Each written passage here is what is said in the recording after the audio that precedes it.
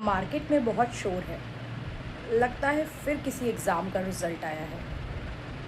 ये टॉपर, इसे तो हमने बनाया का सबने फिर से नारा लगाया है। अब आज की डेट में आई थिंक ये ट्रेंड ही बन गया है, चाहे वो आपका 10th का रिज़ल्ट हो, 12th का रिज़ल्ट हो, किसी कॉम्पिटिटिव एग्ज़ाम का रिज़ल्ट हो। जैसे ही रिज़ल्ट आ जाता है, एक दौड़ लग जाती है इंस्टीट्यूशन के बीच में दूसरे इंस्टीट्यूशन को पीछे छोड़ के आगे निकलने की। ये क्लेम को साबित करने की कि ये जो स्टूडेंट टॉप पे बैठा है उसे हमने पढ़ाया है, राइट? सो ऐसा करने की ज़रूरत क्यों पड़ रही है? क्या एज अ स्टूडेंट हम लोग, जो आप स्टूडेंट्स हैं, क्या हम लोग खुद आगे आके क्लेम नहीं कर सकते कि हम इस टीचर से पढ़े हैं, हम इस टीचर से इतने हद तक हमने यहाँ पे हेल्प ली है? क्यों खुद इंस्टीट्यूशन, खुद टीचर्स जो हैं इस दौड़ का हिस्सा बनने लगते हैं? क्यों आपको साबित करना पड़ता है कि आपकी टीचिंग स्किल्स इतनी बेस्ट है कि वो एक टॉपर आपकी लिस्ट में से एंड रिमेनिंग बच्चों की आप बात ही नहीं करते हैं? क्यों उस एक बच्चे के लिए एक तरीके से मार्केट में बोलियां लगने लगती हैं? एंड अब स्टूडेंट भी इस कल्चर को समझ गए हैं, स्टूडेंट भी इस रैट रेस को समझ गए हैं और स्टूडेंट भी उस चीज़ का फ़ायदा उठा रहे हैं। स्टूडेंट भी सोच रहे हैं why not get the money on behalf of this, कि क्यों ना हम इस चीज़ के बिहाफ में हम लोग भी पैसे लें, अपनी जेब गर्म करें, क्योंकि हम करें ना करें इंस्टीट्यूशन को तो इस चीज़ में आगे भागना ही है। आप क्यों नहीं वेट करते कि स्टूडेंट खुद आके ये बात एक्सेप्ट करेगा कि हमने इस टीचर से हेल्प ली है? क्यों ये चीज़ एक मतलब बहुत ही कॉमन कल्चर बन गया है आज की डेट में? सो कोई तो पहल करे, कोई तो पहल करे कि हम इस रेस का हिस्सा नहीं बनेंगे, हम खुद जा जाके टॉपर से बात नहीं करेंगे, हम वेट करेंगे जो बच्चा हमसे पढ़ा है वो आगे आए, वो हमसे बात करे।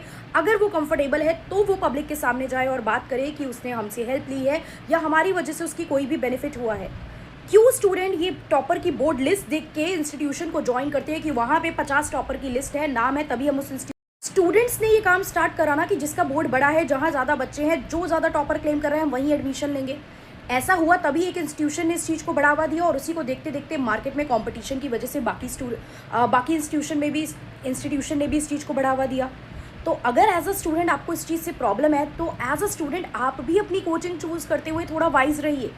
आप भी ये बोर्ड को देखने की बजाय टीचर की क्वालिटी, टीचर की स्किल्स को देखिए। टीचर एक्स ऑफिसर है, टीचर ने कितने साल सर्विस में काम किया, that is not the thing. Teacher ने नॉर्मल पढ़ाई की है, टीचर आपको कंसेप्ट को अच्छे से पढ़ा पा रहा है, समझा पा रहा है, आपके एग्जाम का जो सिलेबस है उतनी नॉलेज टीचर रख के आपको दे पा रहा है, that is the thing. Y it is important, I don't know. मतलब मैं इस चीज़ में थोड़ा मतलब मेरे मन में ये बात भी है कि वाई इट इज़ सो, कि अगर कोई एक आईएएस की आपको कोई सब्जेक्ट आपको पढ़ाना चाहे, for example I want to teach you economics या सोशियोलॉजी फॉर आईएएस। मेरा कंसेप्ट क्लियर है, मैंने मास्टर कर रखी है सोशियोलॉजी में, मुझे सोशियोलॉजी के कंसेप्ट क्लियर है और मैं थोड़ा आसानी से आपको वो कंसेप्ट समझा सकती हूँ और आपको समझ भी आ रहे हैं। बट आपकी सोच इस बात से क्यों बदल जाती है कि ये मैम ने आईएएस के मेंस लिखे हैं या नहीं, ये मैम खुद सेलेक्टेड है या नहीं? एज अ स्टूडेंट हम लोग भी तो इस चीज़ में जजमेंटल हो रहे हैं कि क्या आप खुद उस पोस्ट पे हो या नहीं। आप उस पोस्ट की जगह आप ये देखिए कि देखिए जो आपके पेपर चेक करते हैं ना, समटाइम जो आपके मेंस के पेपर चेक करते हैं, तब आप क्या देखते हो कि वो रिटायर्ड आईएएस आईपीएस ऑफिसर है या नहीं है? वो तो कॉलेज के कुछ काफ़ी साल की सर्विस दे चुके हैं, डीयू के रिटायर्ड प्रोफेसर या डीयू के वर्किंग प्रोफेसर जो बहुत साल सर्विस दे चुके होते हैं, वो वहाँ पे वो काम कर रहे हैं। तो वहाँ पे तो आप नहीं पूछते हो कि whether you are in service और नॉट। तो why it is about teacher? क्योंकि इस चीज़ को आपको प्रेजेंट कर दिया गया, वो चीज़ डीप रूटेडली आपके दिमाग में बैठ चुकी है। तो as a student you are smart enough, बहुत चीज़ों में आप स्मार्ट हो तो इस चीज़ों में भी स्मार्ट बनिए। इस चीज़ के लिए अगर इंस्टीट्यूशन एंड टीचर इनिशिएटिव नहीं ले रहे हैं तो आप लोग इनिशिएटिव लीजिए, अपने डिसीजन को वाइजली लीजिए, सो दैट जो चीज़ मार्केट में चल रही है इसलिए टीचर प्रेजेंट कर रहे हैं, मार्केट में चल रही है इसलिए टॉपर्स को खींच खींच के आगे लाया जा रहा है। बट आप लोग जब टॉपर्स को देख के एक्शन लेना बंद कर देंगे ना, तो मार्केट में शायद ये कल्चर भी धीरे धीरे कम हो जाए। इट इज़ अबाउट डिमांड क्या है, वही चीज़ सप्लाई की जाती है by the institution, by the teacher. तो चेंज योर डिमांड पैटर्न, अपनी डिमांड पैटर्न को चेंज कीजिए, क्वालिटी एजुकेशन की डिमांड कीजिए। टीचर पढ़ा रहा है, चुपचाप पढ़िए, अच्छा समझ में आ रहा है तो just text the teacher, text the platform अपनी तरफ से, and then that is the thing. बाकी आप लोग बताइए आपकी क्या सजेशन, आपकी क्या एडवाइस है इस चीज़ों में, एंड वेदर जो कल्चर चल रहा है इट इज़ ओके, क्या इसको कंटिन्यूटी में चलते रहना चाहिए या इसमें कुछ चेंजेस आने चाहिए?